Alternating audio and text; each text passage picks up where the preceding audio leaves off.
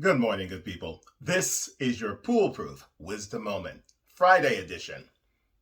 The fact is, so many of us are so focused up on what others think of us that we've forgotten what we think of ourselves. The sheer goal of making sure that you're well liked, that people speak your name, and that they somehow make sure that others know about you too, leads us to doing things which are a little bit off the rails. We will say anything, do anything, become anything, as long as the output is somebody else knows who we are. It's kind of sad when you think about it. When I was a kid, my mama used to always tell me that you had no control over what other people think of you. In fact, she would remind me, you could walk down the center of Main Street upside down on your scalp for someone, and no matter what you did in order to get their attention or to make them think positively of you, no matter what you did, you had no control over it. They will still think of you whatever they choose to think of you, regardless of your efforts. So it taught me an important lesson about not basing my own sense of self on what others perceive me as. Because given the day and the circumstance, you never know what those other people are using to come up with any perception of who you are and what you represent, how you think.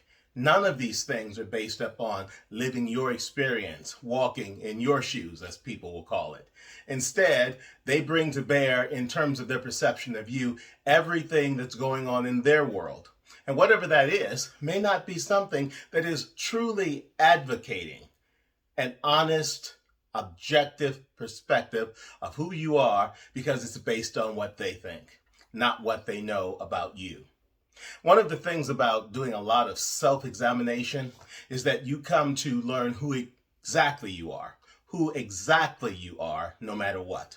That means that you aren't only looking at those things that make you a good person, that make you lovable, likable even, but you also are willing to do the exploration that tells you these are the things that are not so great about my personality. I am a little bit too much of this. I wish I could be more of that. All of it is still part of who you are. And when you grow, you come to know that what makes you unique is the good stuff and the bad stuff and the in-between. There is no such thing as a perfect human being. There is none who is walking the planet, and that's what we need to remember right now. So I've learned to embrace a concept called perfect imperfection, with a constant eye on working on who I am, who I'm becoming, and who I will yet be.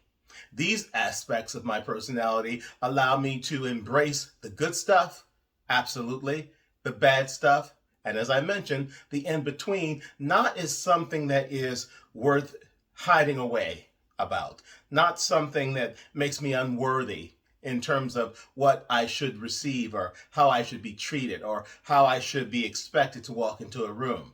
But simply saying, much like there is air and sky and earth, some things simply are.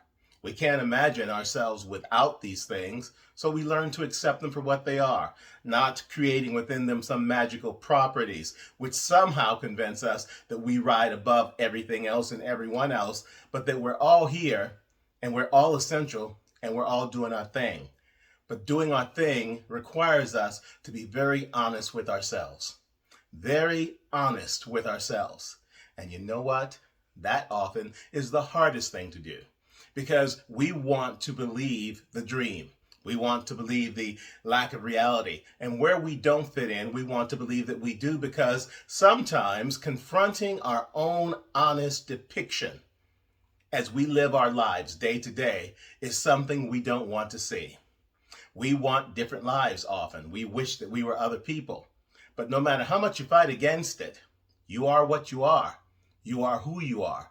And the moment you come to accept it and embrace it all is the absolute moment you set yourself free. And that means that there will be people, I know this is true of me, who will walk up and for whatever reason feel compelled to tell me something as if I don't know it about myself. Hey, Charles, man, you really talk a lot. Yeah, and? Okay. Charles, you've got a really loud voice. Yep, I sure do. And on and on and on. They may be thinking that they're doing something to educate me about who I am, but I can guarantee you, no one who walks this planet knows me better or worse than I do. I have done the work. I have explored the terrain. I have endured the humps, the bumps, the valleys, and the highs. And I have found that this guy sitting here talking to you right now is way imperfect, but has gotten better over the years because he's understood, accepted, and embraced those imperfections as part of what makes him uniquely able to grow forward into the person, the human being that he's becoming. So the next time that you think that the way that you are in the world should be dictated by others, take a moment and stop, consider, and reevaluate. Look at who you are and remember all of those things that are involved with who you are that have made it possible for you to be sitting, standing, doing whatever it is that you're doing today. You would not be who you are without them. You will not be who you will become without them. And one day, once you accept all of it, and you don't question anymore what your life is in comparison to others, you're going to be free. You're going to be free. And once you know freedom, there is no looking back, good people. There is only forward motion. And that forward motion ultimately will take you to the destination you were created for. You and only you. And what a wonderful day that will be. That is Foolproof Wisdom Moment for this Friday. This weekend, we have lots of time to consider and to act and to do now that we're in the season generally known as spring in most parts of the country and the world. Let us not squander it by worrying about anything, but by living forward into everything that interests and intrigues us. If you want to find out more about my perspectives on so many different topics and my own personal experiences that I've lived with and lived through over the years, you can find my 3-series book, I Am My Own Cause, on Amazon and other online booksellers everywhere, including the third book's audio version available on Audible.